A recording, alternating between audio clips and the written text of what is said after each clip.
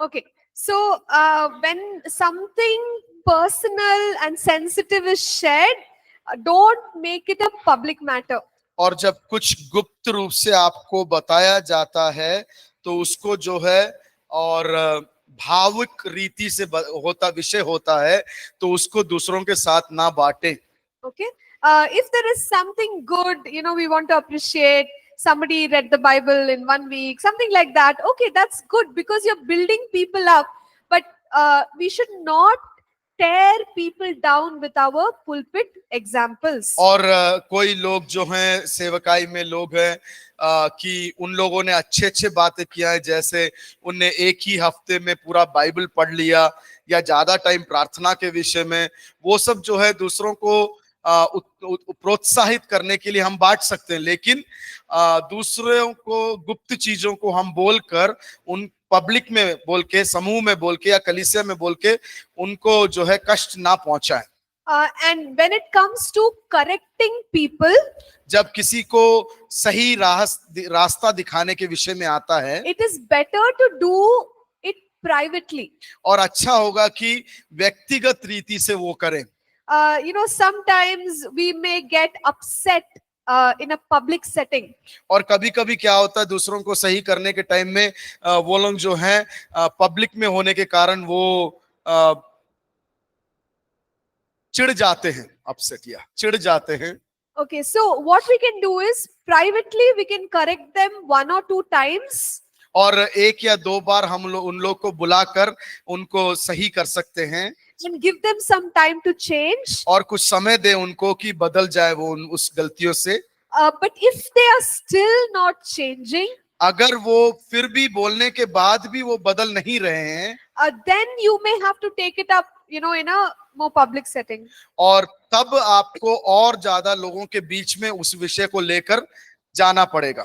So all the scriptures are there. I'm not reading it so that I can cover and explain more things to us. और इसके बारे में, इसके विषय में वचन में से है, यहाँ पर रेफरेंस है, उसको मैं पढ़ना नहीं चाहती हूँ क्योंकि आगे वाले कुछ टॉपिकों को मैं ज्यादा आपसे बातचीत करना So चाहती हूँ. please go and read the scriptures. और इसीलिए मैं अनुरोध करती हूँ कि इसमें जो अध्याय दिए हैं परमेश्वर के वचन से, उसको कृपया करके आप रूम में जाके पढ़ें. And the Bible also teaches us that we must speak the truth in love.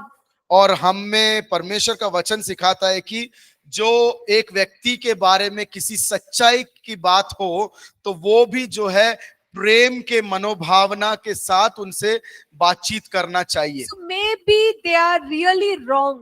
हो सकता है कि सही रीति से वो गलत हो. And we feel like telling them, why did you do this, that, like without any love, we feel like just shouting at them. और हो सकता है कि हम गुस्से के साथ और ऊंची आवाज में तुमने ये ऐसा क्यों किया, ये ऐसा क्यों करना था करके हम बोल सकते हैं. But the Bible says you do it in a loving way. लेकिन वो परमेश्वर का वचन कहता है किसी को अगर आप समझाने की या सही रीति से करने की भी कोशिश करो तो उनको प्रेम के साथ वो सही करो. What you're saying is correct, but say it in a loving way. आप जो कह रहे हो वो सही है, लेकिन वो जो सही करते हो उसको भी हम प्रेम के साथ सही करें. And speak to them once or twice privately. और 1 या 2 बार गुप्त रीति से उनको बुलाकर बातचीत करें. Hopefully they will change. हो सकता है कि वो लोग जो है बदल जाए. But if they don't change, लेकिन अगर वो लोग बदलते नहीं हैं, even after giving lot of time, बहुत समय देने के बाद भी, in some matters as a leader we may have to take a bold decision. और हम एक अगुवे के रीति से कभी-कभी जो है एक कठोर निर्णय लेना पड़ता है.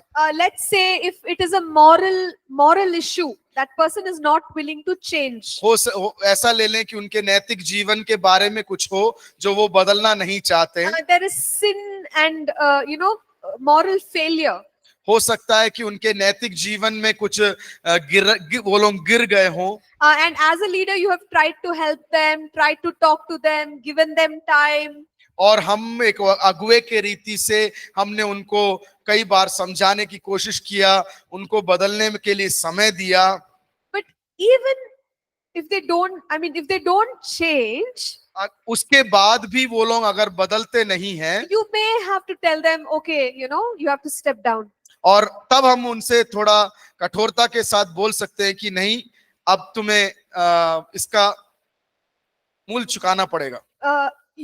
They may have to step down, no more leadership position. और अगर वो लोग किसी अगुवाई के ओहदे में है, उसमें से उनको नीचे उतरना है करके हम बोल सकते हैं. Because if you, as a leader, if you don't make that decision, they will end up damaging the church. अगर हम एक अगुवे के रूप में वैसे लोगों को उस चीजों को करेक्ट नहीं करेंगे, तो वो कलीसिया में बहुत परेशानी उत्पन्न कर सकते हैं. So in true leadership, in good leadership, we have to correct people.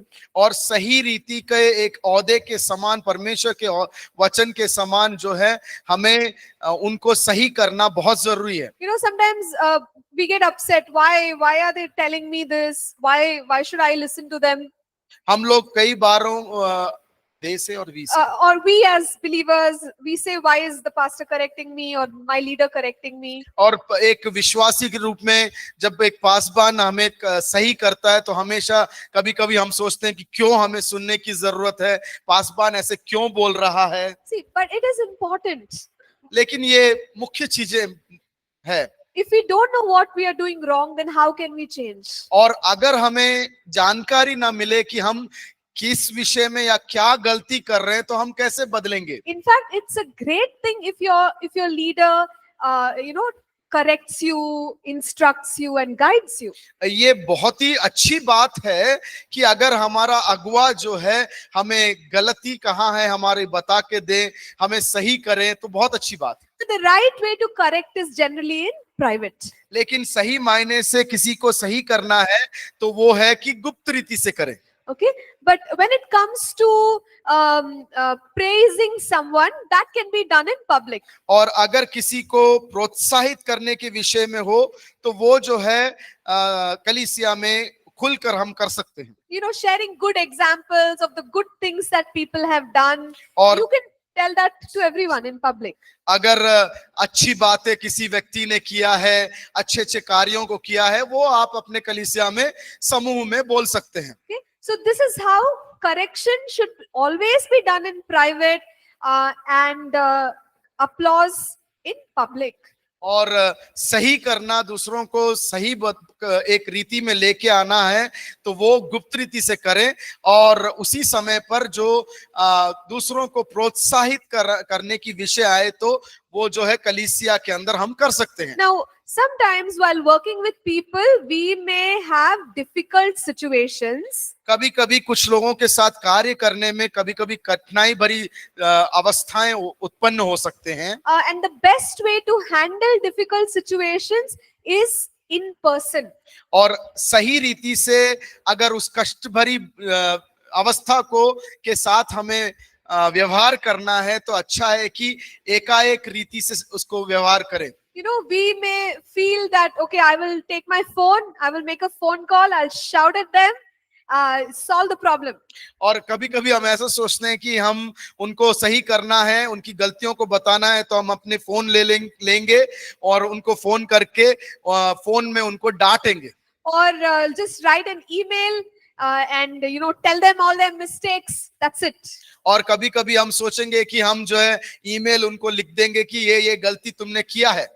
But you see, that will not be the right way to solve the difficult situation. लेकिन सही रीति से सोचा जाए तो उस दुर्गम परिस्थिति को ठीक करने का सही रास्ता नहीं है वो. So whenever we are going through something difficult with people, जब कभी किसी व्यक्ति के साथ एक परेशानी भरी अवस्था से गुजर रहे हो, it is good to meet them face to face and talk to them.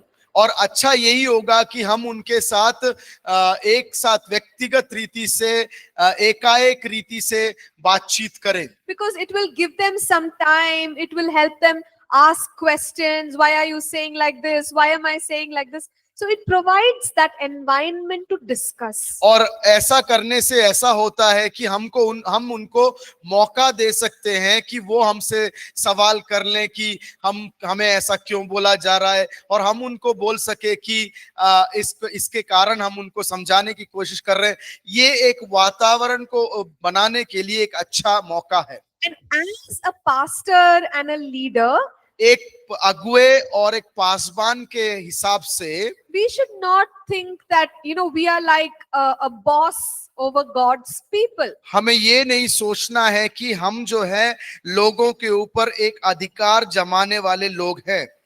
Like whatever we say, everybody has to listen. और जो कुछ हम कहें वो सब लोग सुनने की आवश्यकता है।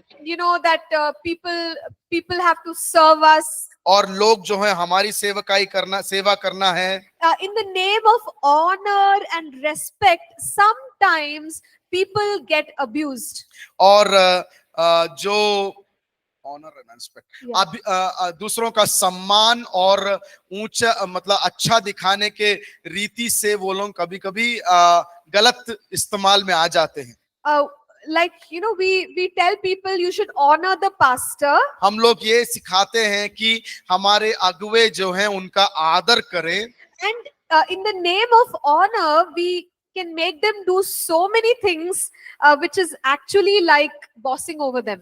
और कई चीजों को इस सम्मान के अंदर से उनको सम्मान देते हुए उनको इस अवस्था में हम पहुंचा सकते हैं जहां पर वो हमारे हुकूमत चलाने वाले व्यक्ति या अधिकार रखने वाले व्यक्ति के समान बन जाते हैं। Something like if pastor is there, अगर ऐसा उदाहरण ले ले कि पासबान है वहां पर, the example which is there in our books, और हमारे किताब में जो उदाहरण दिया गया I'm है sharing the same example. वही उदाहरण मैं आपको बताना चाह रही हूँ। In one of the experiences, pastor saw that there is a pastor. और पासबान ने, आशीष पास्टर जी ने ऐसा एक देखा कि एक पास्टर ऐसा था। When the pastor is coming to the pulpit, और जब भी वो पास्टर जो है आगे आएगा, you have some of the people, somebody is carrying his bag, somebody is carrying the Bible, somebody is carrying the mobile phone. और उनने देखा, ये ध्यान दिया आशीष पास्टर जी ने कि जब भी ये पासबान जब स्टेज की ओर आता है, कोई उनका बैग उठा के लेके आ रहा है, कोई उनका बाइबल उठा के लेके आ रहा है, कोई उनका मोबाइल उठा के लेके आ रहा है। So we understand that people honor, हम समझते हैं कि लोग उनका सम्मान करते हैं, but in some places it can go to far extent. लेकिन कुछ जगहों पे क्या है, वो अपनी सीमा को पार कर जाता है, where the pastor is like I'm the super boss. जहां पर वो पासबान इस प्रकार से अपने आप को दिखाता है कि मैं हूं यहाँ का नायक, बड़ा मुख्य, And everybody has to serve me. और आप लोग सब लोग जो है मेरी सेवा करना है। But that's not what the Bible teaches about being a leader. और वो नहीं है परमेश्वर का वचन एक अगुवा कैसा होना चाहिए सिखाता है। In 1 Peter chapter 5, पहला पत्रुस उसका 5वां अध्याय, I'm only going to read verse 3. 3 पद मैं सिर्फ पढ़ना चाहूंगी। It says, nor as being lords over those entrusted to you, but being examples to the flock. जो लोग तुम्हें सौंपे गए हैं उन पर अधिकार न जताओ, वरन झुंड के लिए आदर्श बनो। Okay, so it is so clear, isn't it, God's word? ये वचन जो है बहुत ही स्पष्ट है कि जो हमारे को दिए गए लोग हैं, हमारे नीचे, हमारे अगुवाई के नीचे, उनके ऊपर आप अधिकार न जताओ, अन्यथा उनके लिए एक उदाहरण का कारण बन जाओ। And we should also not try to control people and manipulate people. और ऐसा भी नहीं करना है कि हम लोग जो है हमारे अगुवाई के नीचे दिए हुए लोगों के ऊपर अधिकार जमा कर बैठे और उनको जो है गलत रीति से इस्तेमाल में लाए। So sometimes what happens, as a pastor, people will listen what we say.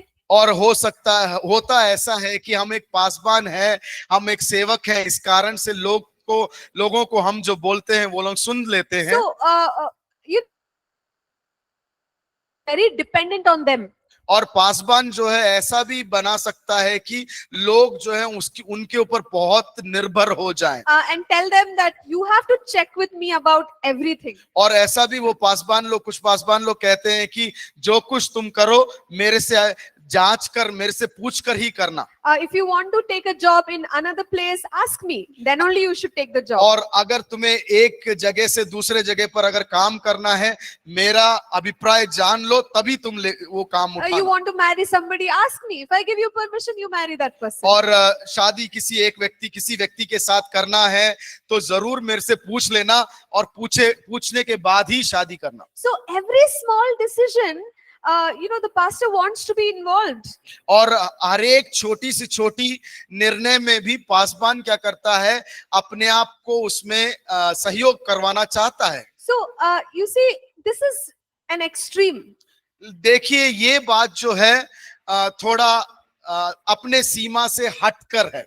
And things like you should not attend any other church. You have to attend only this church. और ऐसा कभी कभी बोलते हैं कि और कोई कलीसिया में मत जाना, इसी कलीसिया में आना है, Because you will be blessed only if you come to this church. और आप अगर इसी कलीसिया में आएंगे तभी आप अनुग्रह को प्राप्त करेंगे। You should not listen to any other preacher. You should listen only to me.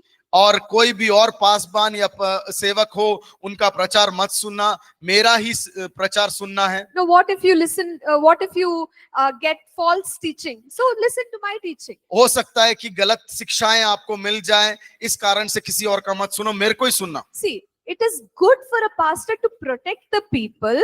अच्छी बात है कि एक पासबान जो है अपने भेड़ को सुरक्षित रखें, But there is a thin line. I don't know how you will say, pastor. There is a thin line between protection and control. और एक नाजुक डोर है जो सुरक्षा और अधिकार जमाने के बीच में। So if the pastor is not careful, he can end up controlling the people. अगर पासबान जो है अपने में सचेत नहीं है तो वो क्या होता है कि अंत में वो एक अधिकारी के रूप में बन जाता है। And people will their lives will be destroyed. और उनका जीवन जो है गलत रीति से नष्ट हो जाएगा। And we should not do that as a leader, controlling people. और एक अगुवे के रूप में हमें जो है दूसरों के ऊपर अधिकार जमाने की जरूरत नहीं है। One of the things that we have to take care of as a leader, एक चीज जो हमें हमेशा एक अगुवे के रूप में ध्यान देने की जरूरत है, is that we should be strong in the Lord and secure in the Lord. और हमें जो है परमेश्वर में बलवंत और परमेश्वर में सुरक्षित भी रहना है। We should not be scared or insecure by other pastors and leaders. और हमें जो है दूसरे पासबानों के द्वारा और दूसरे अगुओं के कारण से भयभीत होकर नहीं जीना है। If I am insecure, अगर मैं सुरक्षित नहीं हूं, then I will say that don't listen to other pastors. तब हम बोलते हैं कि दूसरों पासबानों को मत सुनो। Then I might say that only I am anointed. Don't listen to them. और हम कहते हैं कि मैं ही अभिषेक से भरा हूं, दूसरों की बात मत मानो। And if I am insecure, I will stop people from receiving in other places. और अगर मैं अपने में सुरक्षित नहीं हूं तो मैं दूसरों को दूसरे जगहों पर अच्छाइयों को स्वीकार करने से रोकता हूं। And if I am insecure, I feel like I need the best seat in a meeting. अगर मैं अपने में सुरक्षित नहीं हूं तो मैं हमेशा ये सोच में रहता हूं कि अगर कोई मीटिंग में मैं जाऊं, सेवकाई में जाऊं, तो मुझे सबसे प्रमुख स्थान चाहिए। We get angry if somebody doesn't call us pastor. हम गुस्से हो जाते हैं, गुस्सेलू हो जाते हैं अगर कोई हमें पासबान करके ना बुलाए। We get angry if they don't give a chair on the stage. हम गुस्सेलू हो जाते हैं अगर हमें स्टेज में कुर्सी ना मिले। we become very insecure when a young person is preaching or ministering. और एक जवान, हमसे जवान व्यक्ति अगर प्रचार कर रहा है तो हम लोग कभी कभी असुरक्षित हो जाते हैं And we think, what if they become better than us? और ये सोचना शुरू कर लेते हैं कि अगर वो मुझसे बढ़िया बन गया तो बड़ा हो गया, या मुझसे अच्छा हो गया तो मेरा क्या होगा. So all of this is showing that something inside me needs more work.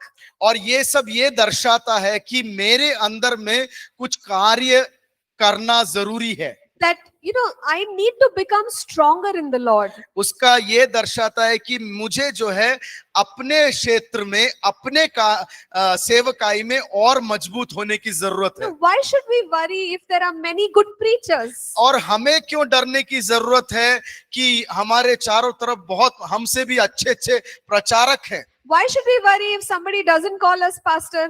क्यों हमें चिंतित होना है कि अगर कोई हमें पासबान ना बुलाए. Why should we worry if they don't give us seat in front row? क्यों हमें चिंतित होना है कि वो हमें मुख्य स्थान ना दें. Why should we worry if we don't get a seat on the stage? क्यों हमें चिंतित होना है कि हमें जो है स्टेज में कुर्सी नहीं लगा के दिया. We are here to serve the Lord. हम लोग जो हैं लोगों को और परमेश्वर की सेवा करने के लिए आए हैं. If people don't know our name, it's okay.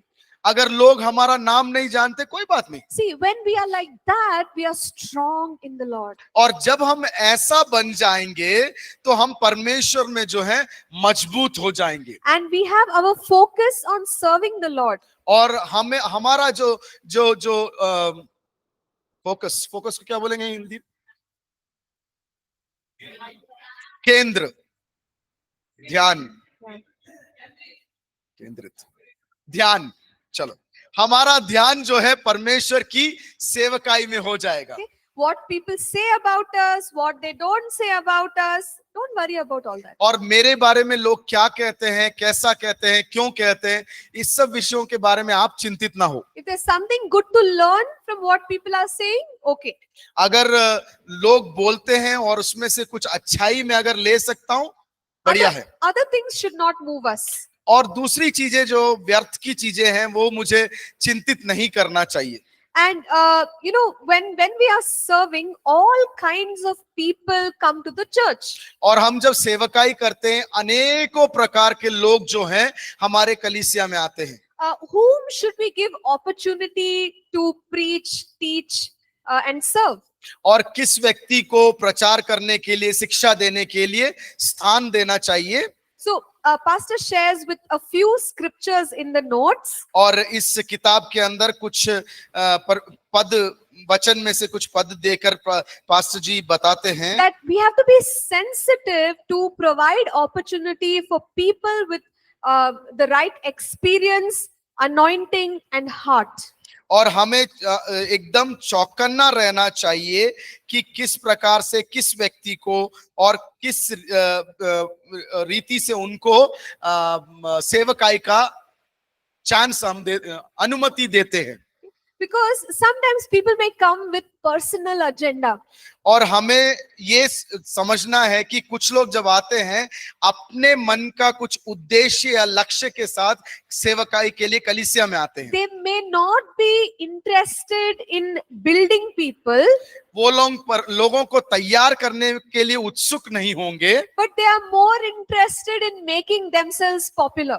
और उनका ये उद्देश्य होगा कि अपने आप को वो ऊंचा कर लें और अपने आप को लोगों के बीच में दिखा दें. So when we sense that as a leader, हम वो जब एक अगुवे के तरीके से हम समझ जाते हैं, don't provide a platform for such people. ऐसे लोगों को क्या है जो प्रचार करने के या शिक्षा देने के लिए जगह ना दे. Because they have a different vision. क्योंकि उनके पास जो है उद्देश्य है, लक्ष्य जो है वो अलग है. If we give people chance with different vision, अगर अनेकों चिंताओं के साथ अलग अलग चिंताओं वाले लोगों को या लक्ष्य वाले लोगों को अगर हम स्थान दे देते हैं, then it will interfere with the vision of the church. और जो कलीसिया का सही मायने में कलीसिया का जो लक्ष्य है उसमें से वो लोग हमें भटका देंगे. So we have to be very careful whom we choose in leadership and especially for preaching and teaching. और हमें बहुत ध्यान देने की जरूरत है कि किसको हम अगुवाई में मुख्य अगुवाई के स्थान में चुने या किस व्यक्ति को प्रचार करने के लिए या पढ़ाने के लिए मौका दें। And one good thing that the Bible teaches us और एक अच्छी और भली बात जो वचन सिखाता है is to test. कि परखें। So what we can do as leaders is observe the people in the ministry. और ये एक काम कर सकते हैं सुरक्षा के लिए कि हम जो सेवकाई में लोग हैं उनको थोड़ा जांच पड़ताल कर लें, उनके बारे में देख लें। You see how they serve. उनको देखें कि वो लोग किस प्रकार से सेवकाई करते हैं। You understand what kind of a heart they carry. उनको समझे कि वो किस प्रकार के सोच विचार लेके चलते हैं। You recognize what kind of commitment they carry. और उनको ये समझने, उनके बारे में ये समझने की कोशिश करें कि वो उनका जो ईमानदारी का विषय है वो सब किस प्रकार से वो लोग लेके चलते हैं। So when we understand that this is a true, they have a true heart, then give them the opportunity. और जब हम समझ जाते हैं कि उनके दिमाग और उनका हृदय निर्मल है तो उनका लक्ष्य और उद्देश्य भी सही है, तभी उनको स्थान दें। But if they want to just promote themselves, then don't give them the platform. अगर वो अपने आप को ऊंचा उठा के दिखाना चाहते हैं तो उनको क्या है, उनको जगह देने की जरूरत नहीं है। And when we are doing God's work, sometimes people may say certain things. हम लोग जब सेवकाई करते हैं, लोग कभी-कभी कुछ विषय हमसे बोलते हैं Which are not worth our time. और उसमें हमें कोई भी समय का लाभ नहीं होगा। Sometimes people criticize. कभी-कभी लोग जो है हमें नीचा करके बात करते हैं। They may say things that really put you down. और ऐसी बातें बोल जाते हैं जो हमें सच में मानसिक रीति से नीचा कर देता है। As a servant of God, don't let these things affect you. और एक परमेश्वर के दास के रूप में ऐसी चीजें हमें प्रभावित करने का मौका ना दें। Don't make it a part of your mind where you're always thinking, why did they say like that? Why did they say like that? हम हमेशा ऐसे सोच में ना रहे कि क्यों ऐसा उनने कहा, क्यों ऐसे उनने बर्ताव किया करके समय व्यर्थ ना करें। Just be strong in the call of God for your life. और आपके जीवन का जो बुलाहट है उसमें मजबूत रहें। And you will see the fruit of your ministry. और आप अपने जीवन के अंदर से और सेवकाई के अंदर से उत्पन्न होने वाले फल को जरूर देखेंगे। And that will be an encouragement. और वो जो है हमारे जीवन का प्रोत्साहन का कारण बन जाएगा। I remember when when I was getting few opportunities to preach. मुझे याद आता है कि जब मुझे कुछ जगहों पर प्रचार करने का मौका मिला। At that time, I didn't know all this. Like, you should not take seriously, comments of people. मुझे मालूम नहीं था ये सब बातें कि लोग जो मेरे बारे में बोलते हैं उसको ध्यान देना है करके, मुझे नहीं मालूम था। So, few things I took it to my heart. और कुछ चीजों को मैंने क्या किया, अपने में ले लिया। All kinds of comments come. और हर एक प्रकार की बातें हमारे बारे में बोला जाता है। So one comment was that your voice is not strong enough. और एक बात ऐसा मेरे बारे में बोला गया कि आपका जो आवाज है उसमें बुलंदी नहीं है, दम नहीं है। It's too soft for a preacher. और एक प्रचारक के हिसाब से आपकी आवाज जो है बहुत ही बलहीन है। Yeah. So it's not powerful. उसमें एक गंभीरता नहीं है। So when I started hearing people say that, जब मैंने उस विषय में लोगों को सुनने को शुरू हुआ, it started affecting me. वो मेरे मानसिक अवस्था को परेशान करने लगा। Every time I would go to preach, हमेशा जब मैं प्रचार करने के लिए आगे जाती I थी, would think to myself, it's not powerful, it's not powerful. मैं हमेशा ये सोचती थी कि लोग बोलते हैं सही है, मेरे आवाज में दम नहीं है, वो ठीक नहीं है। You need a preacher who has a nice, bold, strong voice. और एक प्रचारक की सच में जरूरत है जिसके पास एक बुलंद आवाज है। No, but I thank God that God helped me understand it's not even about my voice. और मैं परमेश्वर का धन्यवाद देती हूँ कि परमेश्वर ने मुझे समझाया वो तुम्हारी आवाज में नहीं है जो प्रचार है। It is the word of God which is a double-edged Amen. sword. और वो परमेश्वर के द्विधारी तलवार के समान वचन में है जो प्रचार है, And the word will change people's lives. और ये परमेश्वर का वचन है जो लोगों को बदलता है। Why do you worry about your voice? क्यों आप अपने आवाज के बारे में चिंतित हो? This is the only voice you have. यही एक आवाज है जो मैंने तुम्हें दिया है, So let's use what we have. और जो कुछ मेरे को दिया है उसको इस्तेमाल में लाए। You know, things like this. So people will comment about everything. लोग जो है कई विषयों के बारे में बोलेंगे, But it's not useful to, give it thinking space. Don't think about it. Just let it go. और ऐसे चीजों के बारे में ज्यादा ध्यान ना दे, उनको ना सुने। If there's something important, then yes. listen अगर to it. कुछ मुख्य चीजें हैं जो मेरे लिए अच्छा ही हो सकता है, उसको जरूर सुन लें। And while working with people, sometimes we get hurt.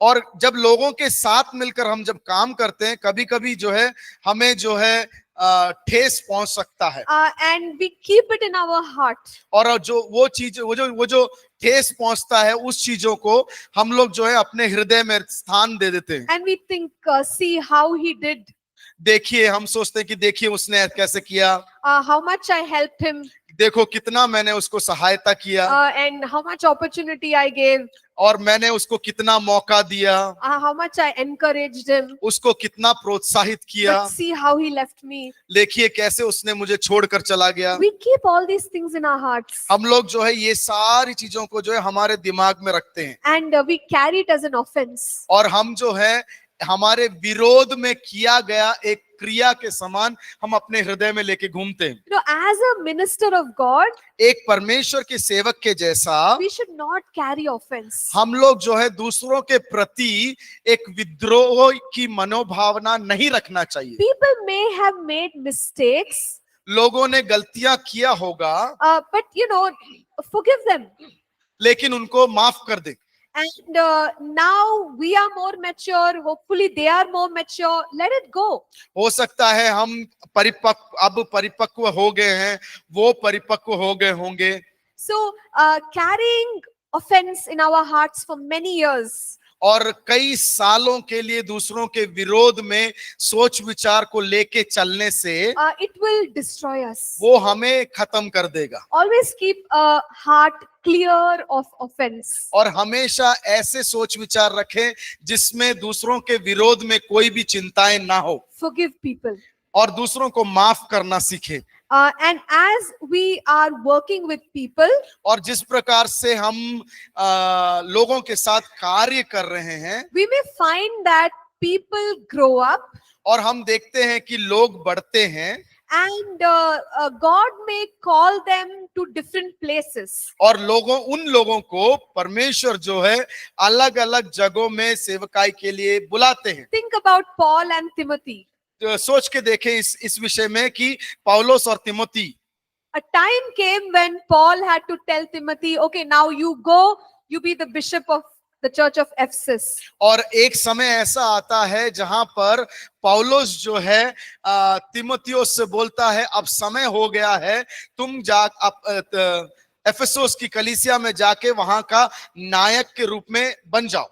So, as a pastor and a leader, we should be ready to let them go. और एक अगुवे के रूप से, एक पासवान के रूप से कुछ लोगों को हम में से, हमारे पास से जाने की अनुमति देना चाहिए। Imagine if Paul says, सोचिए कि पौलुस ने ऐसा कहा होता, Timothy, I'll not leave you. You should not go anywhere. You have to be here only.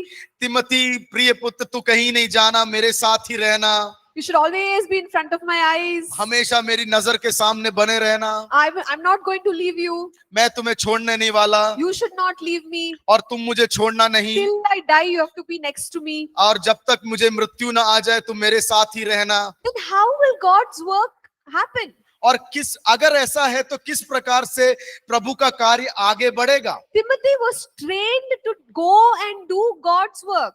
और तिमोथी को जो है पौलुस ने इसलिए तैयार किया था ताकि वो आगे जाकर प्रभु की सेवकाई करे। So at a time when Timothy has to go, we have to say, okay, God bless you, you go, You do what God is calling you to do.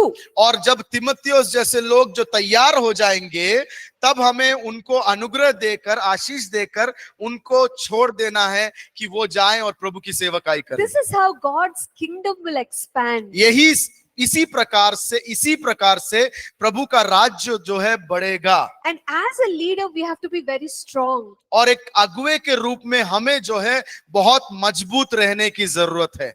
We have to be strong in the Lord. हमें जो है परमेश्वर में मजबूत रहना है। We should not be shaken by the words of people.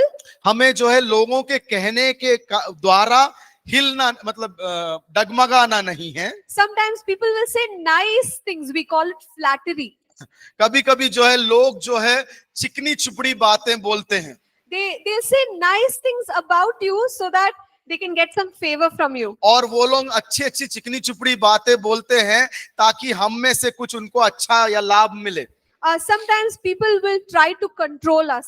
कुछ समय क्या होता है, लोग हमें जो है अपने अधिकार में रखने की कोशिश करते हैं। Sometimes people will tell us what to do, how to do. और कभी कभी क्या है, लोग हमसे ऐसा बोलने आते हैं कि तुम क्या करना है, किस प्रकार से करना है। See, as a leader, it is good to listen to people. एक अगुवे के रूप में दूसरों का अभिप्राय सुनना अच्छी बात है। But at the end of the day, we are responsible for the decisions that we are making. और लेकिन अंत में यही देखा जा सकता है कि जो निर्णय बनाते हैं वो मेरे हिसाब से होना चाहिए। Because, God is going to hold me accountable. क्योंकि लेखा किससे पूछा जाएगा? मुझसे पूछा जाएगा। So listen to people, but make your decision. और उन लोगों का सुने जो आपके निर्णय के साथ एक होते हैं। Make your decision. Listen to people, but you make your choice. Boldly make your decision. उन लोगों का सुने जरूर, लेकिन अंत में निर्णय जो है आपका होना चाहिए। And don't let people control us. और ऐसा अनुमति ना दें कि दूसरे जो हैं आपको उनके अधिकार में बना के रखें। And sometimes the control will come in a very spiritual way. कभी कभी जो है वो जो अधिकार चलाने का या नियंत्रण चलाने का तरीका है वो आत्मिक रीति से आता है। It will be like, God told me you should do this. और ऐसा कभी कभी आता है कि देखो परमेश्वर ने मुझसे ऐसा कहा। I saw a dream or I saw a vision in which God said you have to do this. मैंने एक दर्शन देखा, मैंने एक सपना देखा कि तुम जो है ऐसा करना है। So people can also use spiritual language to control. और लोग जो है आत्मिक बातों को भी, आत्मिक बोलियों को भी इस्तेमाल कर सकते हैं हमारे ऊपर अधिकार रखने के लिए। See, even if there is a prophetic word, a dream or a vision, God still gives us the option of choice. और कभी कभी क्या है, भविष्यवाणियां भी हमारे विषय में होता है तो उसको ध्यान से करना है। God will allow us to think and decide on that prophetic word. उस भविष्यवाणी के विषय में परमेश्वर हमें ज्ञान देता है कि हम उसके बारे में सोचें और उसके बाद करें। But if somebody is pressurizing with a spiritual prophetic word, vision, then that's actually control. और अगर वो कोई व्यक्ति उस भविष्यवाणी के विषय में हमें दबाव देके करवाने की कोशिश कर रहा है, उसका मतलब है कि वो व्यक्ति हमारे ऊपर नियंत्रण करने की कोशिश कर रहा है। And we have to be very sensitive to these things. और हमें जो है इस विषयों में संवेदनशील होना बहुत जरूरी है। And as a leader, put your energy in raising up more leaders. और एक परमेश्वर के अगुवे के होते अनेकों अगुवों को तैयार करना जरूरी है। Because a strong church is a church with many leaders. और एक बलशाली कलीसिया वो है जहां पर अनेकों अगुवे एक साथ मिलकर काम करते हैं। Imagine if there's only one pastor. ऐसा सोचे कि एक ही पासबान है And God did a mighty work for many years through that one person. और वही एक व्यक्ति के द्वारा अनेकों साल के लिए प्रभु ने बड़े बड़े काम किए। But at a time when he has to leave, और एक समय ऐसा आता है कि उसको जाना होता है। there need to be other strong leaders as well. वहां पर जो है उसके जाने के समय और अगुवे होने चाहिए। If there is nobody else, अगर वहां पर कोई भी नहीं है, what will happen? क्या होगा उस कलीसिया में? What will happen? क्या होगा उस कलीसिया में? Yeah, it will get Scattered. scattered. वो जो है बिखर जाएगा। But if there are more leaders, then what will happen? अगर वहां पे और अगुवे लोग हैं तो क्या होगा? It will continue. वो जो है आगे, वो सेवकाई जो है रुकेगा नहीं, आगे को बढ़ता जाएगा। So as a leader, एक अगुवे के समान one job that we have, एक काम जो हमारे को दिया गया है, raise up many people in leadership. और अनेकों लोगों को अगुवाई में तैयार करे, खड़ा करें। We should not be found alone as a leader.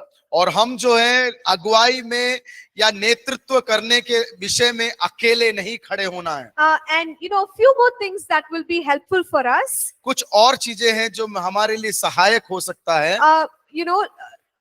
To make strong decisions. ताकि हम एक मजबूत निर्णय को ले सके। Sometimes we may also have to say no for certain things. कभी कभी जो है ना कहने की आदत भी डालना जरूरी है। Because if we keep saying yes for everything, we will not have the time to fulfill it. और अगर हम सारे चीजें जो हम सुनते हैं, बोला जाता है, उसको हाँ में हाँ मिलाते जाएंगे तो सब कुछ करने के लिए हमारे पास समय नहीं रहेगा। Okay, we have about 15 more minutes. हमारे पास आगे 15 मिनट और है। We talked about people. हमने लोगों के बारे में पढ़ा, And I will try to touch on the next chapter a little bit. और अगला जो आगे का पाठ है उसके बारे में थोड़ा थोड़ा मैं देखने की, ध्यान देने की कोशिश कर रही हूँ। But if you have any questions, we can answer them.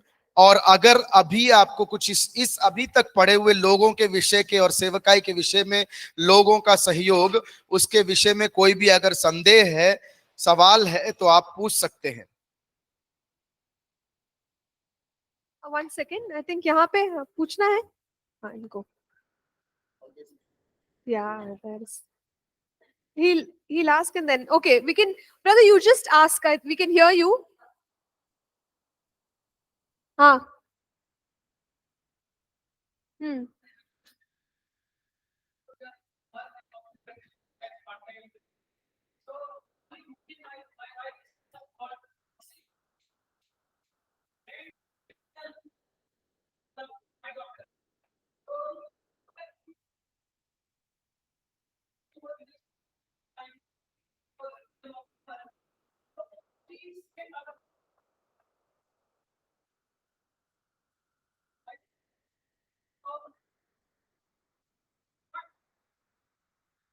Okay. सवाल ये पूछा गया है कि मैं और मेरी पत्नी जब सेवकाई में होते हैं, मैं सारांश में बता रहा हूं, मैं और मेरी पत्नी जब सेवकाई में होते हैं, हम लोग जब सेवकाई में दोनों घर से जाते हैं, ये सही है कि मैं अपने बच्चों को मेरे बहनों के घर में या भाई के घर में रहने के लिए जाने की अनुमति दे सकता हूं,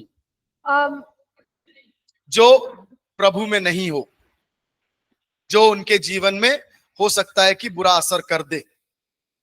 See, brother, as parents, one responsibility is again, to protect and nurture the children in the ways of the Lord. So if you're leaving them for a long time, it can affect their spiritual life. So you have to be cautious about that. Yeah, and they are not believers also. So I don't think you can leave them for a long time. Few days, okay, but I don't think you can leave them for a long time. अगर emergency है तो एक या 2 दिन आप भेज सकते हैं, लेकिन अगर वो लोग विश्वासी ना होते, उनको लंबे समय तक वहां ना भेजे, उनको उनके बच्चों के आत्मिक जीवन में असर पड़ सकता है। Fine. Sister, आपका? Okay. After lockdown, I started going to church, and I saw a vision that a couple in the church, husband and wife, I saw that God revealed to me that they are Sarah and Abraham. So I was very excited. And one day in my testimony, I shared that in the church. That was my first, I saw it the first time. So I was very excited and I shared it in the church. But the couple's downfall started from that day. Because pastor got angry that why you are praising them and not me. And am I guilty for giving this testimony? Because I came to know this after 3 years, that because of my testimony, they started having problems in the church. So am I guilty of giving the testimony? Okay. उन बहन का सवाल ये है कि एक बार ऐसा lockdown के बाद, कोरोना का लॉकडाउन के बाद वो जब कलीसिया गई तो एक परिवार जो उनके कलीसिया में थे उनके बारे में उन्हें एक दर्शन देखा कि वो अब्राहम और सारा के समान है करके एक दर्शन देखा। और उनने क्या किया, गवाही के दौरान में वो दर्शन के बारे में बोल भी दिया। लेकिन ऐसा हुआ कि उसके बाद धीरे धीरे उनको बाद में मालूम चला कि उनका जो आत्मिक जीवन है नीचे गिरना, नहीं, उनका वो कपल को प्रॉब्लम होने लगा हाँ, क्योंकि अब- पास्टर को गुस्सा आया कि मैंने उनकी तारीफ क्यों की। हाँ, कपिल को गुस्सा आया कि कपल को नहीं, पास्टर पास्टर जी को गुस्सा आया कि क्यों उनका तारीफ किया गया, क्यों नहीं मेरा तारीफ किया गया। तो बहन का सवाल है, वो गवाही देने के कारण से क्या मैं गलती किया या नहीं किया? ना, उनको लग रहा है पास्टर गुस्सा हो गया कि उनके गुस्सा किया इनके नहीं साधारण रीति से कि उनका क्यों ऊंचा नाम उठा रहे हो, मेरा क्यों नहीं। उन्होंने रिवील नहीं किया, लेकिन धीरे धीरे वो कपल को प्रॉब्लम होने लगा। और ये 3 साल के बाद मुझे पता चला कि तुम्हारी टेस्टिमनी की वजह से हम लोगों को ये प्रॉब्लम्स होने लगा। तो क्या मैं दोषी हूँ? Okay. मैंने गवाही दी इसके लिए। Yes. So, sister, I got your question. So, see, whenever it comes to prophetic word, vision, dreams, all these matters, one thing that we should always do is confirm, right? Confirm it, and then we have to share. So, we like when we have one book, it is called Understanding the Prophetic. In that book, Pastor has explained nicely. So what I feel you could have done is first to confirm it, right? So there are 2 scriptures I will give you. 1 Thessalonians 5 and verse 21. It says, test all things and hold fast to what is good. Second one is 1 Corinthians 14 and verse 29. It says that the prophetic word should be judged. Okay, so this process you should have done before you shared it publicly, right? If you would have done that, then it would have been better. Second is, we always say presentation. So I have a word from God. How should I share it? There are many ways of doing it. You should have shared it personally with the couple, not publicly. और So even presentation is another thing. One is confirm it. Second is think what is the best way to present the prophetic word. If these 2 had been taken care, we may not have had challenges. But now don't worry about it. You know, it's in the past. You can't do anything. So you just pray and bless the couple, pray and bless the church, the pastor. That's it. और जब भी हम हमारे इसमें विषय में ऐसा कहेंगे कि जब भी हम कोई दर्शन देखते हैं या भविष्यवाणी हमारे को परमेश्वर देता है, हमेशा ऐसा करना होना चाहिए कि हमें उसको जांच परख करना है वचन के आधार पर। जैसे तिमुथियुस में कहा गया है कि जो कुछ परमेश्वर से आती है उसके बारे में जांच पड़ताल करें। What was the reference? It's 1 Thessalonians 5:21. पहला तस्सलोनियों 5 का 21 में जैसे लिखा गया। And 1 Corinthians 14:29. पहला कुरिन्थियन 14 का 21 में भी लिखा हुआ है कि जो कुछ how was that? To judge जो कोई वाणी परमेश्वर से वाणियां आते हैं उसको परख कर देखे। पहला आपने जब पब्लिकली वो गवाही दिया, देने से पहले उत्तम होता कि उसको थोड़ा परख कर देख लेते और पब्लिक में बोलने से पहले उनको दैट इज उनसे पर्सनली आपने व्यक्तिगत रीति से बोल दिया होता तो अच्छा था। अब चिंतित ना हो गया सो हो गया, वो बीती बातें हैं। अब क्या करना है आगे कि पासबान के लिए और उस परिवार के लिए प्रार्थना करें। That should be fine. Is that okay? Yeah. Okay. Thank you. Yes. Any other questions? Anything else? Yes. Yes, brother.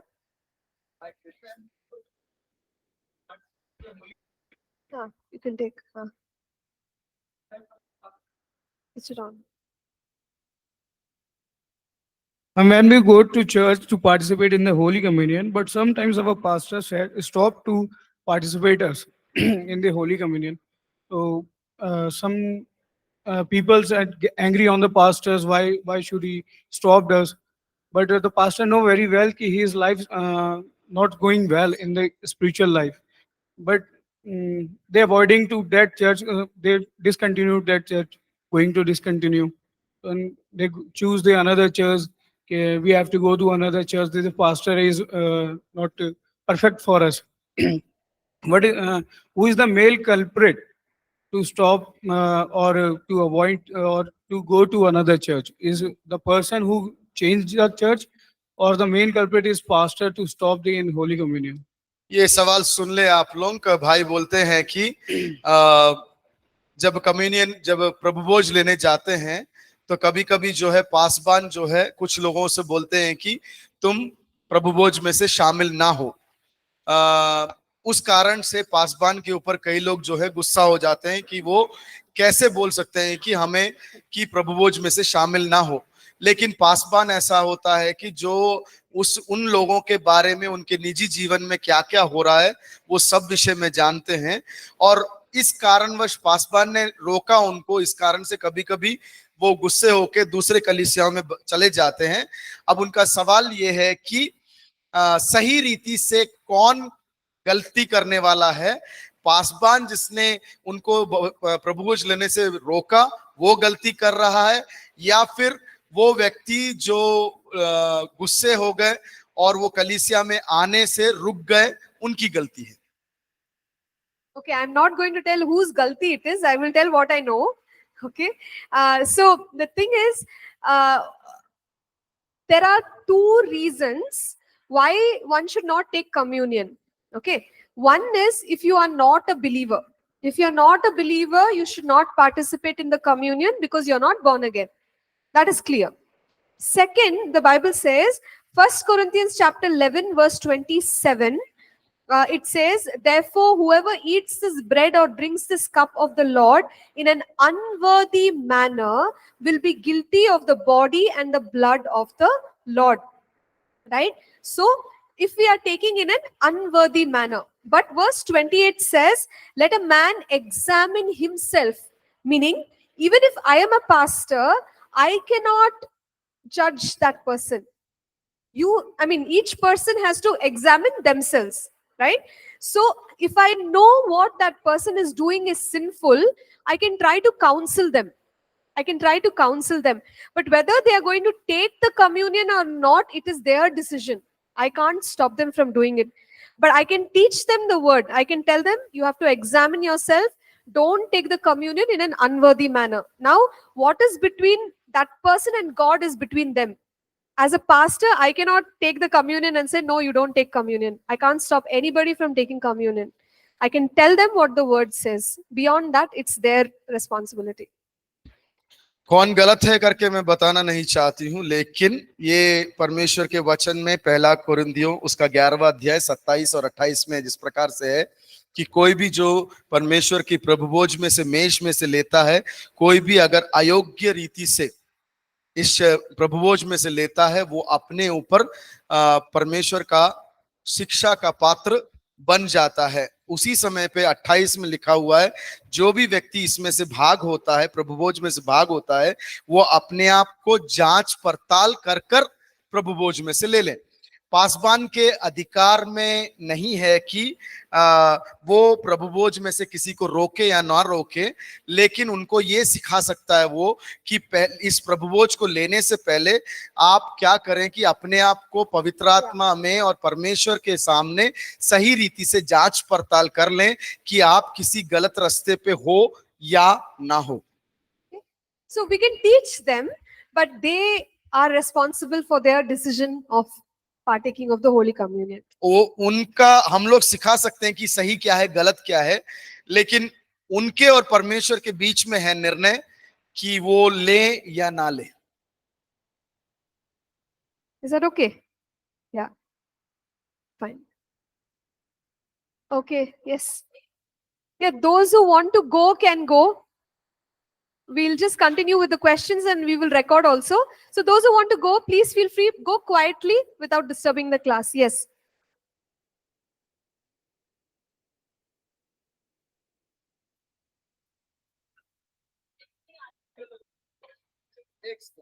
हाँ, कुछ सुनाई नहीं दे रहा है, कुछ सुनाई नहीं दे we'll रहा है। just take the mic. No, Pastor, I didn't. Yeah. Just. अब बोलिएगा, जो जा रहे हैं आवाज बनाए बिना शांति के साथ कृपया करके जाएं, हाँ। क्योंकि ये सवाल जो है पूछा जा रहा है उस वो मेरा कहना ये है कि क्योंकि सब कुछ पता है उनकी फैमिली के बारे में, उस बिहाफ पे प्रभु बोझ लेने के लिए जज नहीं कर सकते। उनको टीच कर, जैसे आपने बोला, टीच कर सकते हैं, सिखा सकते हैं, हाँ। मगर क्योंकि दिमाग में ये है कि इनके घर में क्या चल रहा है, उस पे उनको जज करके प्रभु बोझ लेने से मना नहीं कर सकते। हाँ, तो हम वही कह रहे हैं, हम we can teach, we can counsel, but we cannot force them to stop. कभी कभी तुरंत रिपेंड होके जब कहते हैं खुद को जांचो, तो उस वक्त भी परमेश्वर काम करता है और रिपेंट करते हैं और प्रभु वो ले सकते हैं।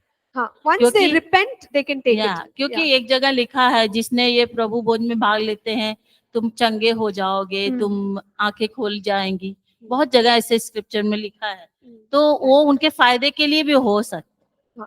नहीं, लेकिन अगर if there is sin, हाँ, then you should repent of it and then Yes, take. So repent, that we will हाँ, teach yeah, the person. yeah. Yeah. Repent जरूरी है। Yes. जी.